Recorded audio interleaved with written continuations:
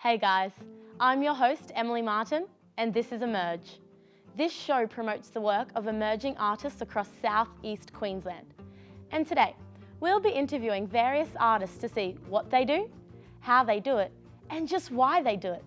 So first up we have Dana Hassel, a folk country singer who grew up on a farm surrounded by the Australian bush. She draws her inspiration from her experiences and her surroundings. Take a look.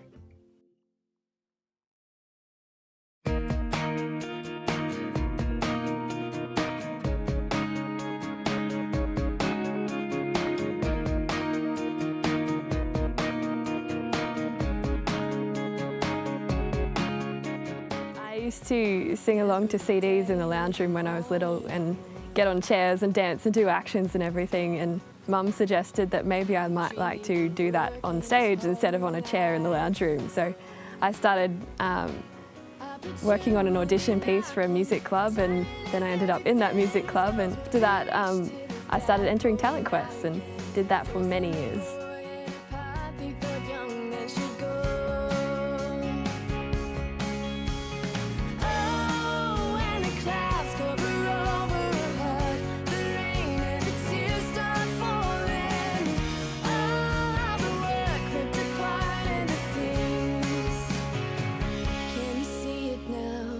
Eventually, when I was about 15 or something, decided that I wanted to do full-time gigs rather than talent quests and take it to a more professional stage. I'd always done gigs all throughout the talent quest from when I was about 10 or something ridiculous like that, but yeah, I just decided to take it fully professional instead of talent questy.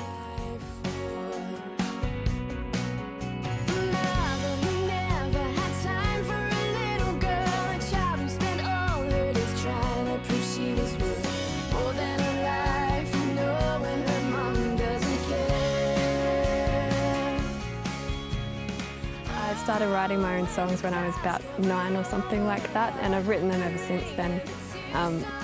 Always taking experiences from the things that are around me and the people around me.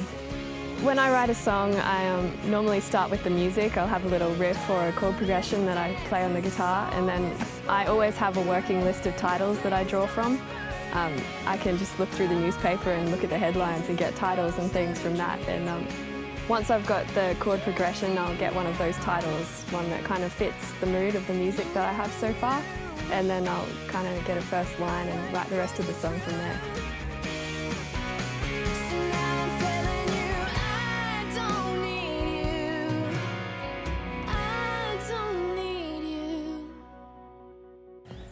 I always have all these thoughts running around in my head that I need to get out, and I'm not particularly good at talking to people, and I get bored of writing journals, so I like to put them in an artistic kind of way and write them in a song and get it out there, and then other people can hopefully get through the same experiences that I've been through by listening to my song.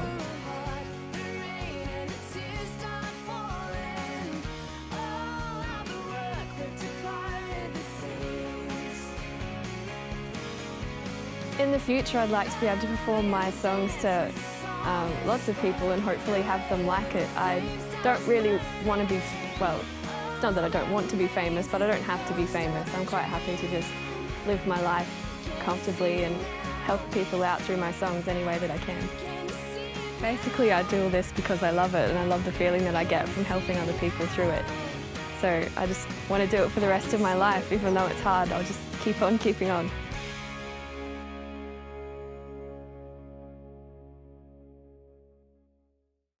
Thanks to Dana for the interview. She will be playing later in the studios, so stay tuned. Moving on, we have our next emerging artist, Linda Clark. She is a 6th-year honours student at the University of Southern Queensland, specialising in interactive spatial arts. We caught up with her for a look at exactly what she does.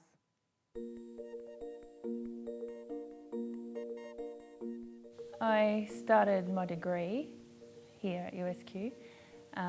And in the beginning, we have a chance to try all the different studios, such as drawing, painting, ceramics, printmaking, and spatial construction.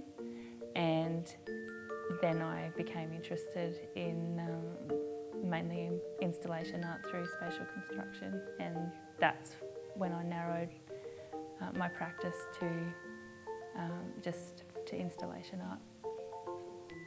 All artists at some stage have creative block, I guess. So I was looking at previous art movements, historical art movements such as surrealism, that used different techniques like automatism and exquisite corpse game. They used those to unlock creativity, and that's what they made their work from.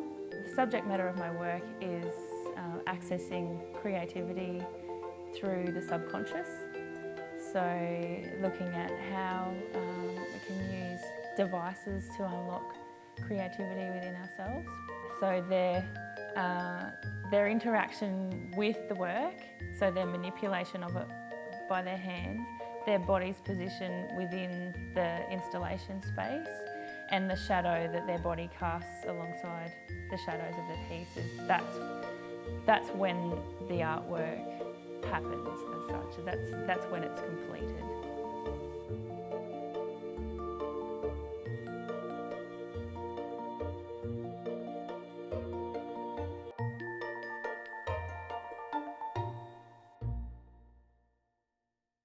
Sick work, Linda. Thanks for the chat.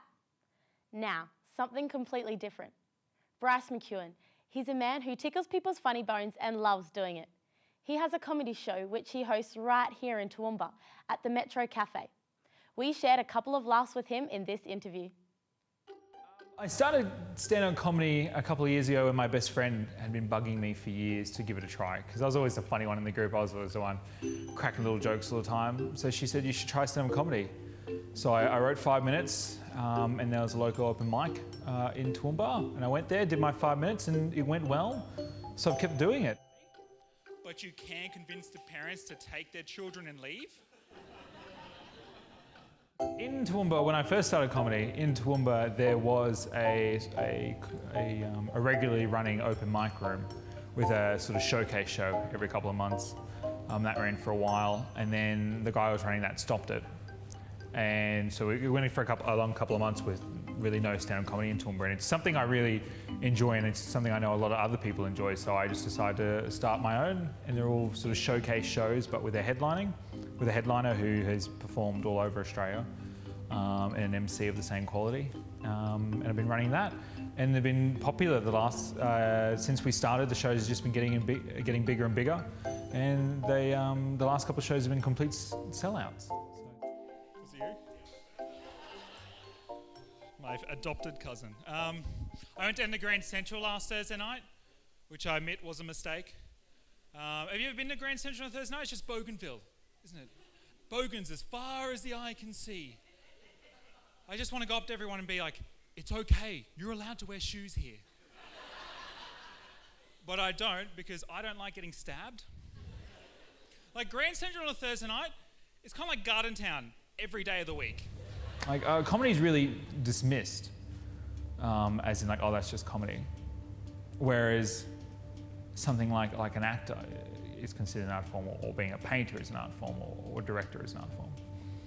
They're all valid art forms, and I'm not saying any one of them is better than the other, but I just think comedy really, the perception needs to change that comedy isn't an art form. It needs to be recognised for the skill and the time and the effort and just the talent that has to go into it. You know, you go up to, in any gym, the person there with the shortest haircut and the biggest muscles is a woman. You go up to her and tell her her gender's weak, man should rip off your arms, pick up your torso and do 20 reps. Writing a joke is the art form that never ends. As in, like you make a movie, there's a certain point where that movie is done, never to be touched again. With a painting, there's a certain point where you can't add any more paint to it. Whereas with comedy, the joke itself is something you can always add and subtract to and change. If I get up and tell a joke tonight and it goes so-so, I can change that joke and tell it tomorrow night. And the basic structure and the framework of that joke is still there, but it's still different in a whole new way. And it may work, it may not work, but the fact is, comedy is an art, and the joke itself is something that can never be finished, it's always able to be changed. I hate children as well, and And but the thing is, I like to go to parks and read a book near the playground. And because the children are real noisy, you can't really tell the children to go away, but you can convince the parents to take their children and leave.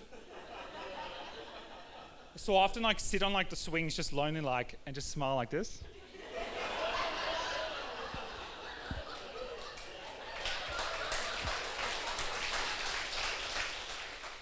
Bryce hosts the Metropolis Comedy Club at the Metro Cafe every couple of months, so keep an eye out for it. For our final artist, we have Alicia Gould. Alicia does many different forms of visual art, but her passion is creating paper cuttings inspired by her heritage. My work mainly consists of paper cutting, and I also do printmaking and painting and drawing, but it's all very influenced by my Japanese heritage, so that's probably what links it all together. I was in third year at university and there was a workshop that was held by Dr. Megan Keating, and she's actually a painting lecturer in Tasmania, and she did a lot of paper cutting work back then and came along to do a artist talk and a workshop about paper cutting, and that's when I was first introduced to the medium.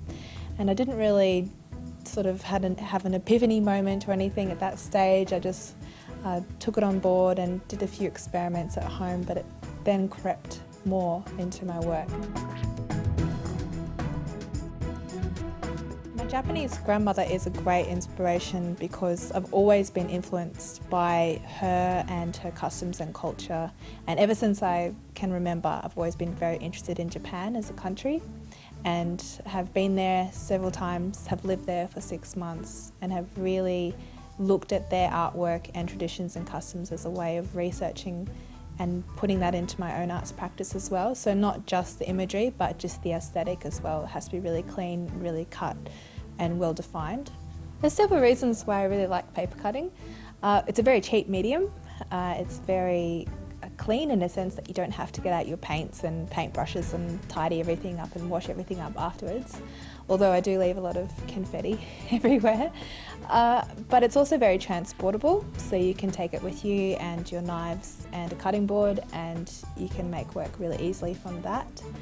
And also I think it's a real challenging medium to work with because you can't really erase it or once you make a mistake or paint over it if you don't like it. When you've made a cut, that's the final choice. So it really actually grew my confidence as an artist to just run with the cut I was making, and if it didn't quite turn out the way that I'd planned, then you just work with it how you had it.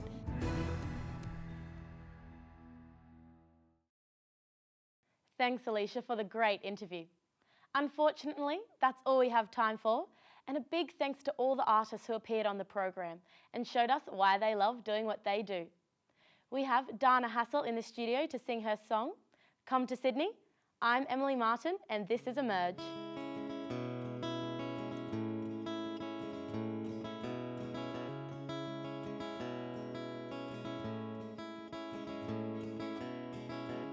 Car needs washing on a Sunday. Traffic's blocking up the freeway. I wish you were headed my way. Oh, come to Sydney.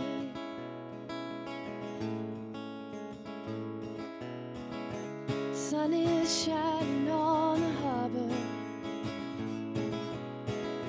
Seems the world is moving faster. Without you, each day gets harder. Oh, come to Sydney.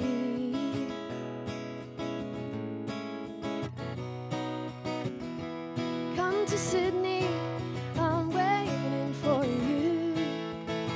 2 is enough to do anything we want to do. Dreams are easy if you'll just get up and move to Sydney. Oh, come to Sydney, I'm waiting for you.